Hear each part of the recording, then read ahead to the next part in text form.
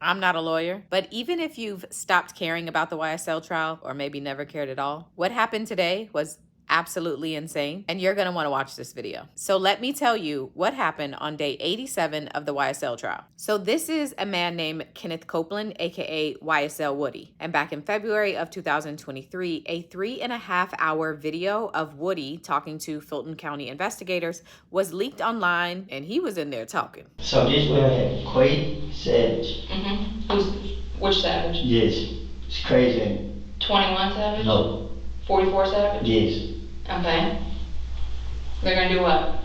They going to the club tonight. Now, Kenneth Copeland's name has been mentioned a lot throughout this trial. He's been mentioned as being a member of YSL, as well as being present or a participant in a number of crimes, allegedly. But he was not included in this indictment. So of the 28 people charged in this RICO case, Kenneth Copeland has never been one of them. It's been rumored that he was one of the state's key witnesses for this whole case. And today, Max Sharp, one of the defense attorneys, even said it in a court. Mr. Copeland is the key witness to a number of acts in this case. He's really one of the key witnesses of the case, if not the key witness.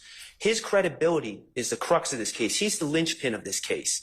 I anticipate that he's probably going to be on the stand for a week or more. All right, so Kenneth Copeland was supposed to testify today, and his testimony was supposedly going to bring a lot of stuff together for the state's case, but spoiler alert, that didn't happen. Before Kenneth Copeland is called to the stand, Ms. Hilton informs the judge that she has been talking back and forth with Kenneth, and he's been cooperative. But then last night, she received an email from Kenneth Copeland's attorney. Your Honor, yesterday evening, the state received a email from John Melnick with Mr. Steele and Mr. Sharp copied on that email. Mr. Melnick advised that he represents our next witness in this case. Prior to receiving that email, the state had spoken with our witness on multiple occasions in preparation for trial. After yesterday, at about 5 or 6 p.m., whatever time I received the email, he advised that we need to cease all communications with his client. However, his client is? Mr. Kenneth Copeland. Okay. However, his client is not, there's no open pending litigation. We were operating as a witness. The state did offer Mr. Copeland use immunity in this case, so that anything that he testifies to in this particular proceeding will not ever be used against him. And so we are ready to move forward. However, I did want to bring to the court's attention that Mr. Melnick did advise that he was his attorney and that he was present in the building. I believe wanted to either address the court. So Copeland's attorney comes up to the stand and he highlights that the Fulton County DA's office was well aware that he was representing Kenneth Copeland and that he has had a number of conversations with them regarding his representation of Kenneth Copeland. Yet, they've chosen to only correspond with Kenneth Copeland directly. Your Honor, I spoke with several individuals in the Fulton County District Attorney's Office before this case was indicted. And the Fulton DA's office was very well aware that I was representing Mr. Copeland. Apparently, they have had conversations with Mr. Copeland outside of my knowledge and presence. Now, I can't do anything about that because he talked to them without contacting me first. However, he did contact me yesterday and told me that he was being subpoenaed to testify here today. And I asked him what he wanted to do. His position had been and has always been that he wishes to exercise his Fifth Amendment privilege against self-incrimination. I have explained to him, and I learned this morning, that apparently an immunity order has been entered, granting him use immunity for testimony at this trial. I would object to that proposition.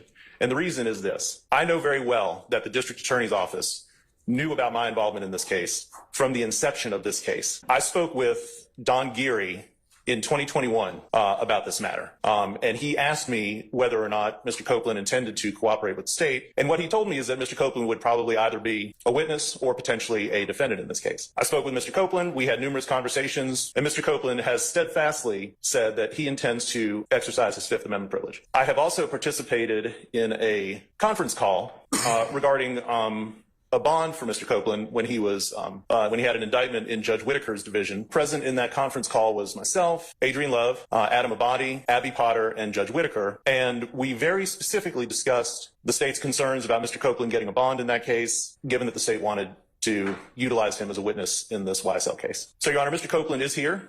I can state as his attorney that he intends to exercise his Fifth Amendment privilege against self-incrimination. He does not wish to testify in this trial. And I would ask, there is no other, he's not on bond, he's not on probation, there's nothing like that. I would ask that he be allowed to leave this courtroom without being compelled to testify. So Ms. Hilton gets up to argue her side, and she basically says that Copeland said he didn't have an attorney, and that's why they didn't call Mr. Melnick. We have only spoke to Mr. Copeland as it relates to his being a witness in this trial. Mr. Copeland was subpoenaed a few months ago, but as we were getting closer to his testimony, we resubpoenaed him again last Friday. When we met with him, we spoke with him briefly. I believe I asked him if he had an attorney or if Mr. Melnick was his attorney. I believe my understanding from Mr. Copeland was that he hadn't spoke to him or that he wasn't his attorney. At that point, we continued to engage in conversation. Mr. Copeland engaged with us. We did not meet on Monday. On Tuesday, we thought that he was going to get called. He came down here. We spoke. He asked us questions. We answered his questions, and we've moved forward. At no time during any of those conversations that we had with Mr. Copeland that he advised that he wanted his attorney there. We would have obliged that, but I believe that we were having good conversation as he's a witness in our case. Yesterday, at our final prep session, we spoke with him. It was about 1 o'clock in the afternoon in the courthouse. When we left the room that we were meeting in, I saw Mr. Matt Shard in the hallway. As we left, we had our greetings. And then it was not until 6 o'clock last night that I received an email from Mr. Melnick, copied Mr. Shard and Mr. Steele on that email, and advised that his client was going to plead the Fifth. Once we received the email from Mr. Melnick last night, we moved forward, Your Honor, drafting a motion in order to give Mr. Copeland use immunity in this case. And we have decided that whatever Mr. Copeland says, he will have immunity. If Mr. Copeland does not testify, he could be held in contempt. We had that conversation with him as well. And so the state would ask that Mr. Copeland be compelled to testify and not insert his Fifth Amendment privilege and testify as a witness in this proceeding. All right, to make sure we're clear, Kenneth Copeland, without the presence of his attorney, signed and agreed to testify in exchange for immunity with the understanding that him not testifying or him pleading the Fifth means he would be held in contempt of court, and that means going to jail. The judge calls Copeland to the stand to make sure he truly understands everything that's going on. And if I haven't said it yet, the jury is not in the courtroom for any of this. Mr. Copeland, come on up and have a seat here, sir. All right. Has the state provided you a letter of immunity or a copy of the order that I have signed? Yes. Let's just go through it right quick, okay? I just want to make sure that you understand where you are and you have your attorney here. And if you have questions of the court or your counsel, you can go ahead and do that, okay? All right? You have to answer yes or no, sir. All right. Okay, all right. Okay. Okay, all right. You've been subpoenaed in this case to appear before and give testimony in this particular matter. And the state has provided the court sufficient reasons as to why you are necessary as a witness in this case, because of the fact that you have some concerns about what your testimony may indicate or could indicate in this case. The state is basically, knowing that you have a Fifth Amendment privilege, says, okay, we acknowledge that. We're going to give you immunity. And as a result of that, then you have to testify as a result of that. If you don't testify, then I, as the judge in this case, have several remedies. One of those is that I could hold you in contempt and jail you because the way that you get out of that contempt is to just testify. That's the only thing they wanted in this case for you to testify. So your attorneys told me you're going to invoke your Fifth Amendment privilege. Done, said. However, the immunity has been signed. I have a copy of that right now. So you're required to testify. So if you don't testify, the state's probably going to ask me to jail you. And I'm probably going to do that. And talk with your lawyer and tell me what you want to do at that point in time, okay? Do you need any more time to talk, Mr. Copeland? Okay. What is your desire at this time? I'm taking the Fifth. Okay, you're taking the Fifth, but you've got immunity, but you still want to, are you going to testify? That's the thing. That's the question. Yeah, but the state don't know what they're talking about. So if they ask me a question that implicate me, then... Okay, they can't prosecute you on that. They can't. The order prohibits them from allowing them to use that testimony against you. Whatever you have to tell us, you tell us. Say no more. Do you wish to testify, Mr. Copeland? Is that no? You have to say no on the record. Say it again. Do you wish to testify? He said I tell him whatever I got to tell him. That's so right. I testify. You will testify. Yeah. All right, sir. Okay. What we're going to do in just a second is I'm going to go ahead and I'm going to call for our jurors. Potentially. Can I speak to my attorney before? Because I think I just said the wrong thing. Sure. I'll tell you what. Why don't you step outside and talk to Mr. Melnick? Kenneth Copeland goes out to talk with his attorney, and then he comes back in. All right, sir. What's your pleasure? Are you going to testify? Yeah. Okay. All right. All right, sir. Then what we'll do at this point in time is we'll call for our jurors and we'll swear you in, and we'll go ahead and take your testimony, okay? The jurors are finally called back into the courtroom, and Kenneth Copeland gets back on the stand to testify. And Without further delay, we're going to go ahead and call the next witness. State. Your Honor. Ms. Hilton calls Kenneth Copeland to the stand. All right, summon Mr. Copeland, please. And Mr. Copeland, good afternoon. Do you want to be here? Ma'am, Do you want to be here? I'm here. Okay. Are you going to let me ask you some questions? Okay. How old are you? Grown. Okay, what does grown mean? I'm an adult. Okay. And when you say you're an adult, what number in years are you? I plead the fifth. Ladies and gentlemen, can I get you to step outside to your headquarters of jury deliberation, please? All right, Mr. Copeland, given the fact that you have invoked your Fifth Amendment privilege, but the state has already given you immunity under 24-5-507, this court holds you in willful contempt, and we'll see you on Monday. And we'll see if we can get some more testimony at that point in time. Take him into custody.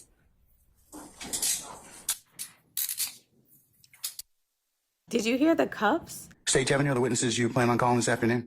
No, Your Honor. Okay. What I'm going to do is I'll call our jury and tell them that you're going to be in recess for the weekend, and we'll come back on Monday. Your Honor, the jury is excused. Would you please entertain a motion for a mistrial? Mr. Steele, I'll entertain it right now.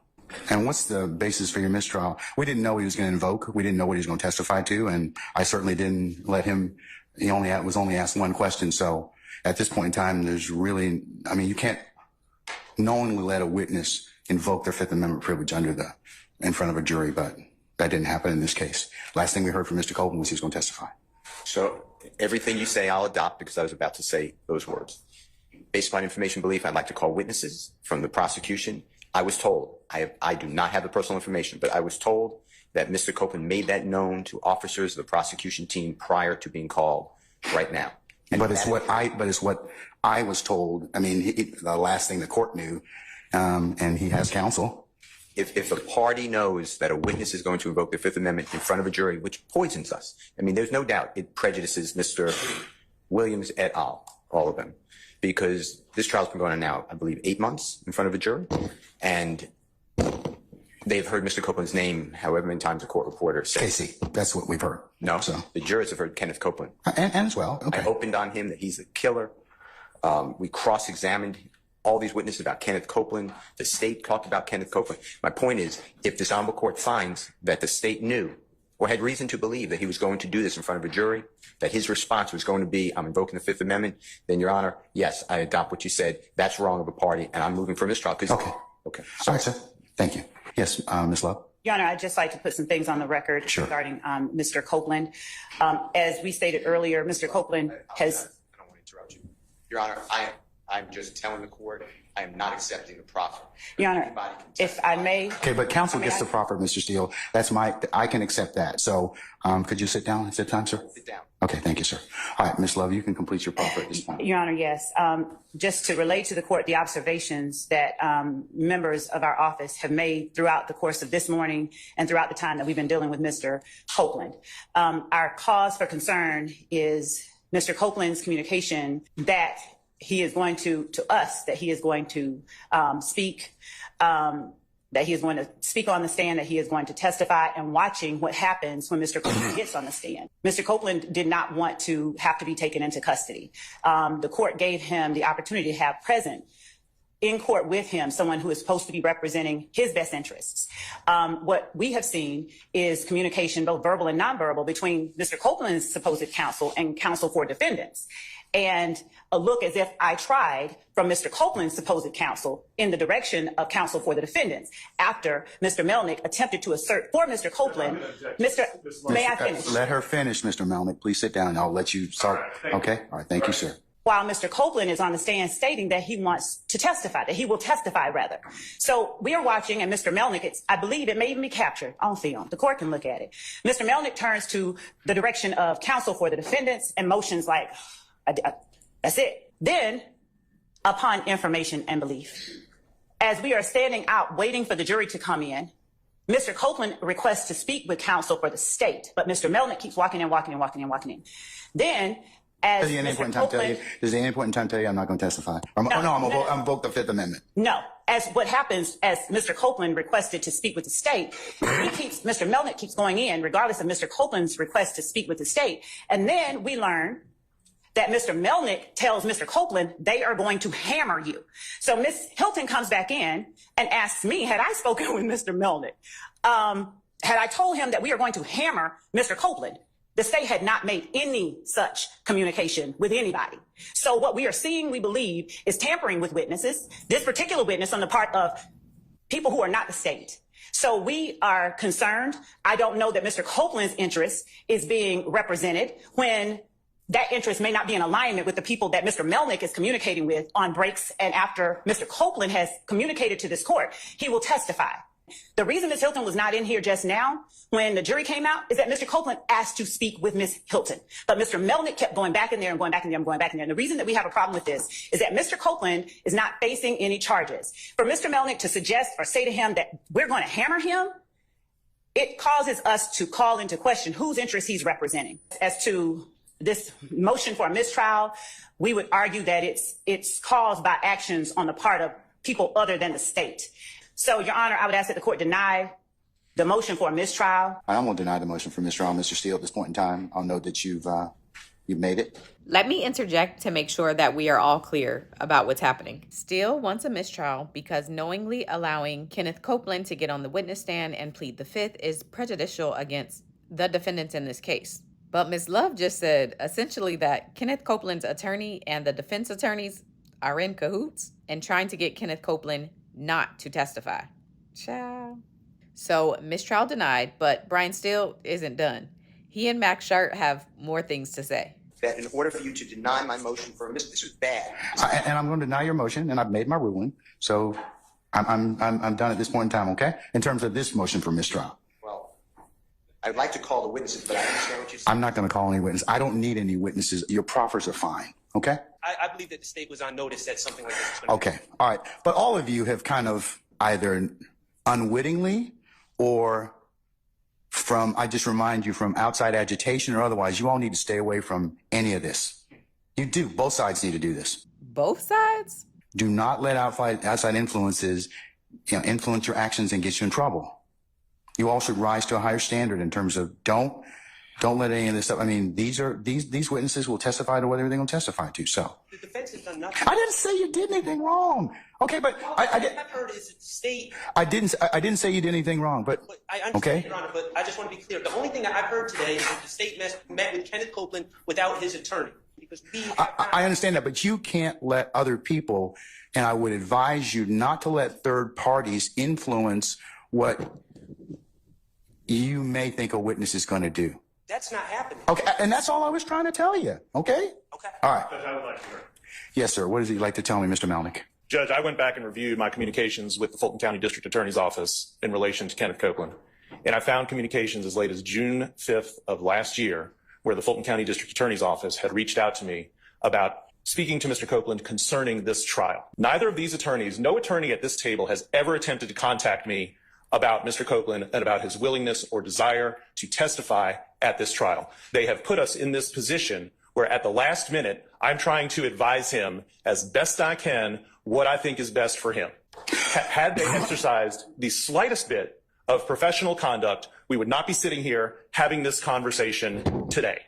I can assure you that the decision to invoke the fifth came completely from Kenneth Copeland. I owe nothing to anybody over here. I owe nothing to anybody at any of these tables. I don't care, candidly, no offense, don't care what happens with their cases. The only thing I care about is what happens to Kenneth Copeland. And for an assertion to be made that I or Mr. Copeland are somehow being influenced by somebody over here is absolutely ridiculous. I take great offense to it, and I can tell Ms. Love that I am going to the state bar to report her for contacting a witness that she knows to be represented by counsel. Ooh, report her to the bar. Monday, we'll go ahead and I'll call him out before the jury comes in on Monday morning. We'll ask him whether or not he wishes to continue his testimony, because I don't want him to invoke in front of this jury if I can help it. So since he's made it once already, I'm going to ask him before the jury gets out here on Monday, is it your intent to invoke your Fifth Amendment privilege? If it is, he's going to go back into custody until he's willing to go ahead and give testimony, because he has immunity, so he has to testify. Judge, the only thing that I would say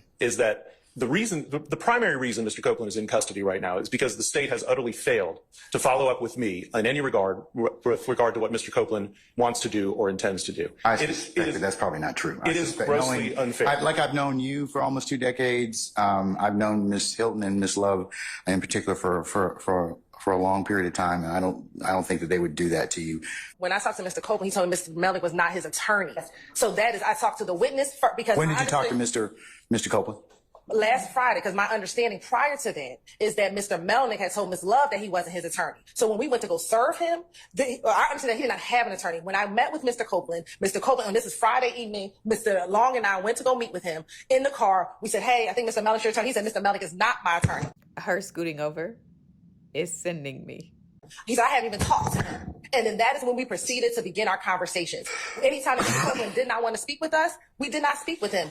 On Tuesday, when he did not take the stand, we went upstairs, we had some conversation, we left. Mr. Long took him back home. And then yesterday, he came back down here with us. Again, we showed him some of the evidence that we were going to show him, and that was the extent of it. And if at any time Mr. Copeland would have told us he wanted his attorney present, we would have called Mr. Melnick. But our understanding was, one, he was not his attorney. Mr. Melnick disavowed being his attorney, and Mr. Copeland told me he wasn't his attorney. So that is what I based all of my decisions after. It was not until 6 o'clock last night, or whenever this email was sent from Mr. Melnick with Mr. Shard and Mr. Steele copied on it, that I get this idea that you've been talking to my client, and then my client is going to plead the fifth, which brought us here today. That has been what has happened since last Friday, Your Honor. All right. So, and Mr. Ashram, it's my understanding that Mr. Melnick called Mr. Copeland last night.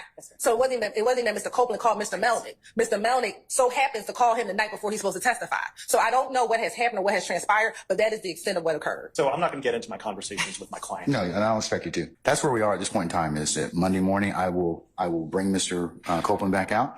It is. I don't relish the fact of holding him in contempt, but that's all I have at this point in time because he's been given immunity. So, and Your Honor, I would like to ask that the court convey to Mr. Melnick, to convey to Mr. Copeland that he is subject to being committed and held in the Fulton County Jail until the end of this trial, because I'm certain Mr. Melnick, if Mr. Melnick wants to convey to us some of the concerns that he has, Mr. Melnick I'm certain is quite familiar with the statute under which the court has compelled Mr. Copeland to provide testimony. So there is nothing that we could do to Mr. Copeland regarding any testimony we elicit from him on the stand pursuant to the court's order under the statute that the court has cited, 245507. And that statute gives the court the ability and probably, depending on how the court feels about it, the absolute duty, given the necessity of Mr. Copeland's testimony, to hold Mr. Copeland in the Fulton County Jail until he decides to purge himself of the contempt of court by providing testimony. If Mr. Melnick would like to speak with Ms. Hilton or any other member of the state regarding his concerns about that order, which tracks the statute almost verbatim,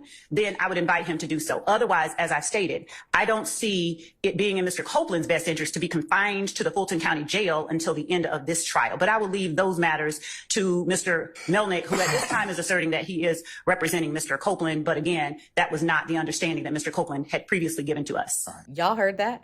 If he doesn't testify, he will be held in jail until the end of the trial. And don't ask me when this trial is supposed to end, because nobody knows. okay, I'm going to recess in just a little bit, and but can you be back for Monday morning? That's just it. I can't.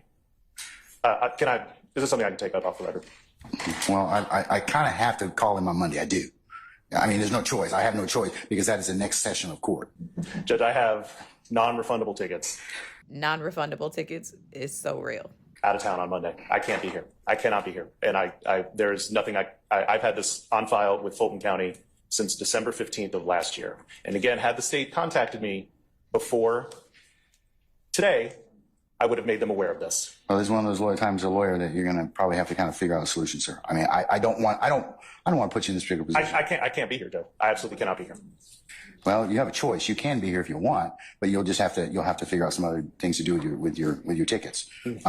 He's coming back on Monday. I'll have somebody else make my announcement for me. Then that can be done. And sir, I would advise you to do that. But remember, Mr.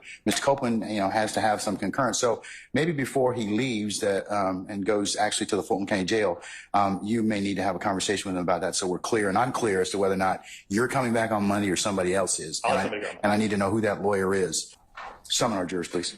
So the jurors are dismissed for the day after hearing about 2 minutes of testimony, but the day isn't done yet. Miss Love tells Judge Glanville that Brian Steele was supposed to turn over some files for some jail calls to her, but what he sent over instead was incomplete, making it so that her and her team couldn't play the calls. And according to Miss Love, Brian Steele did it on purpose. Any other things I need to consider? Yes, Your Honor. There is a matter regarding the jail calls that we were provided. Mr. Steele has not yet provided us the ISO file.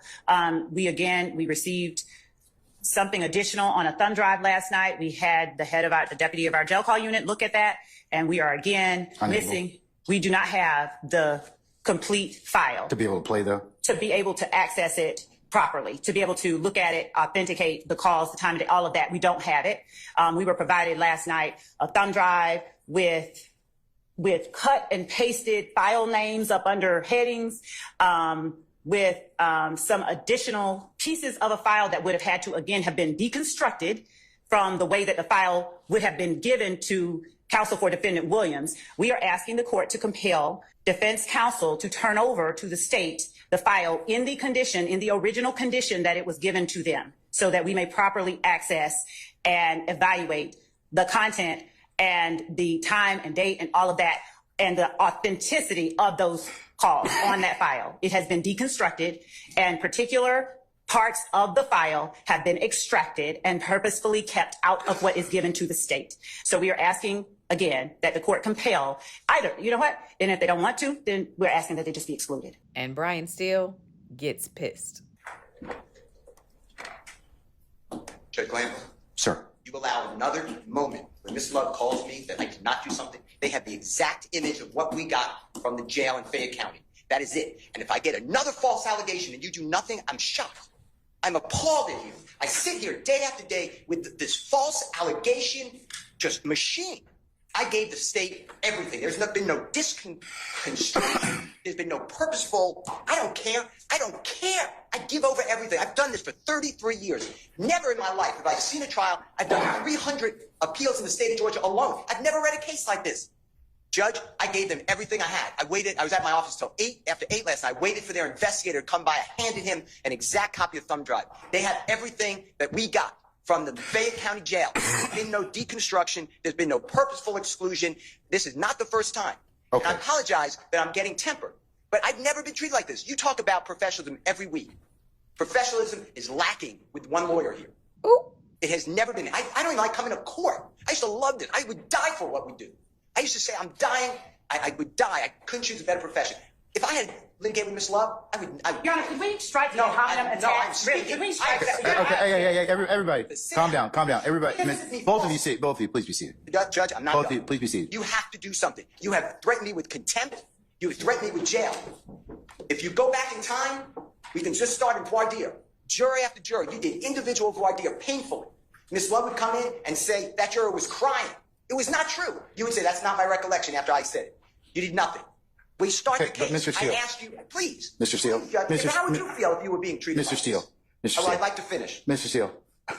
I gave them everything on that drive, and it's continual abuse of a prosecutor of another member of the bar. I don't talk with Ms. Love, and that's fine. I like that. But, Judge, I'm not going to stand here anymore. I don't care. You can take my bar card. Mr. Steele, listen. Wrong, though. But they're... And Mr. Williams, to me, this is an innocent man. You talk about, Ms. Love said there's a man in the Fulton County Jail. He shouldn't be there, Mr. Copeland. Mr. Williams shouldn't be in custody. But he's been charged, and we come here for a fair trial. It's been everything but that, according to Ms. Love has tried to demonize me. At times, Mr. Adams. At times, Mr. Shaw. Now it's all because she wants to win the case. And now she speaks over people. It's not right. I gave them everything. And by the way, and what I want to tell you, by the way, it's not even the law. If they call that gentleman on direct, I don't have to give them anything before trial. I do it because you asked me to. You said, listen, we got a big case. It's going to take a long time. Give them things. I gave this, by the way, to the state October of 2023. October 2023, that was uploaded, given to the state. I hear about it now, and I wait there, and I give them the exact duplicate of what we have, and now there's a false allegation of misconduct. And what I'm telling the court is what I said again. I do not appreciate it, and you have told it in front of the jury that I'm unprofessional. You were wrong. You based that on Ms. Love's false representation. Your Honor, again, the ad hominem attacks, Your Honor. I object, and he should stop talking when I object. Try to silence me. I will not be silenced. You silent, or were you silenced? But Mr. Steele, here's the thing. Okay, I think that Mr. Steele, please be quiet at this point in time. You made your point. You made your point at this point in time. Both of you, please be seated. Whatever you do is fine, but I care about Jeffrey Wood. That's it. Sir, it's obvious. I would expect no less because you're his advocate, you're his champion. But could you all please sit down so I can kind of figure out a solution for this? All right. I know that tempers have been heated in this particular trial, and they continue to do so. And I know that all of you are being zealous advocates and representing your clients to the best of your ability with zeal and rigor. However, I agree that, there should not be ad hominem attacks on anybody or any counsel, and that you all should think and reflect about what you say about your brothers and sisters of the bar. Because we have a large contingent of folks that watch this trial. And so not only for the purposes of this, but it sends not the message I think you want it to send. All right. So I'm going to leave you all to your wise discretion in order to do that. But, and I'll take up whatever I need to take up as I see fit. But I know that you all, this has been a long trial. It's very demanding, exacting, and grating on and tiring on all of you. So I ask you to just take a couple deep breaths and step back and see and kind of look at and just remember that you do represent of who you represent and what you're here for. It's the court's suggestion that, and if you want my assistance, I can always, with a proper subpoena, have the raw, whatever it is that whatever you're seeking to get, I could get that. Let me do a notice to produce or a rule nisi, and maybe we can get the entirety of the file. And I think that if you did that, I think that the whole thing would probably be produced to you because nobody probably wants to come down here and see me. But I would just remind everybody to be careful about what they say to each other. Some things you just can't take back. You're all going to see each other over and over and over again. And, it serves you and serves the profession, serves your clients. It's not effective. So just please consider what I just told you. Counsel, is there anything else I need to cover with you before we recess until Monday? Yes, Mr. Votz. Mr. Votz, you need to use the microphone, sir. Yes, they still had more to say. Is it working now? Can you hear me fine? Yes, sir. All right. Your Honor, we started this whole fiasco out with whether the state knew that Mr. Copeland was going to take the Fifth Amendment when he took the stand. And if so, was that proper or improper to put him up on the stand knowing that they were going to... You have to speak up, sir. If you could hold the microphone, it'd probably be better. That he was going to assert the Fifth. And I know that they did know that he was going to take the Fifth because I heard it said outside right before I walked into court. I even said, the officer... Then why didn't you as an officer of the court tell me before we took his testimony? I told Mr. Steele... No. Why didn't you as an officer of this court tell me? Well, then that's my... I got a problem with you now. Well, that's fine. I mean... I got a problem with you now. Well... I would suggest you don't say any more. I've already said it. I know that, sir. And the problem is you should have told me if that were your case, then you just made an argument we didn't even need to have because I could have certainly asked him based upon your proffer. Now you want to have it both ways. You can't do that. Your Honor, I thought the state knew that. And that's not what the point is. The point is you as an advocate is you should have told me. Both sides have an equal responsibility under the rules of professional responsibility. Okay, as long as we're both responsible, that's fine. All right, have a seat, sir. Thank you. I have a request of the court. Is that okay? No. What's your request, sir? So in the attempt to avoid any spurious allegations moving forward, I would ask that Your Honor order that the deputies transport Mr. Copeland to the jail completely separate from any... Yeah, thank you for reminding me of that. In our order, wait just 1 second. In the order of the incarceration, I'm going to also have a keep separate order for him. Your Honor. For the transportation and the housing, because none of these gentlemen are going to say anything to him, but I don't even want anyone to claim that he did. I think that's fair enough, and that's a good suggestion. So the order was put in for Kenneth Copeland to be transported and housed separately from all of the defendants in this case, and he will be back on Monday to see if he's going to testify. And so court finally wraps for the day. Take a couple deep breaths this weekend, take a knee, and come back on Monday, and let's get after it again, okay? I imagine Monday is going to be complete chaos.